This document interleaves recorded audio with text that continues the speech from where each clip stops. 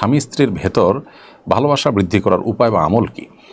দেখুন, স্বামী স্ত্রীর পারস্পরিক ভালোবাসা বৃদ্ধি করার জন্য কয়েকটি উপায় আছে। তার প্রথমটি হলো, এমনিতেই কমন আমল হলো সালামের মাধ্যমে পারস্পরিক ভালোবাসা তৈরি হয়। নবী সাল্লাল্লাহু আলাইহি ওয়াসাল্লাম সে বিষয়ে আমাদেরকে পরামর্শ দিয়েছেন, পরস্পরকে সালাম আদান প্রদান করলে ভালোবাসা বৃদ্ধি হয়।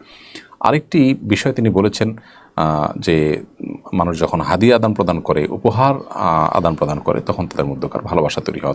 অতএব স্বামী স্ত্রীকে, স্ত্রী তার সাধ্য অনুযায়ী স্বামীকে উপহার দিবেন, সারপ্রাইজ দিবেন, আনন্দের কারণ হয় সে বিষয়গুলো তাকে উপহার হিসেবে দিবেন। তার ক্ষুদ্র সামর্থ্য থাকলে ক্ষুদ্র সামর্থ্য দিয়ে কোনো উপহার দিবেন।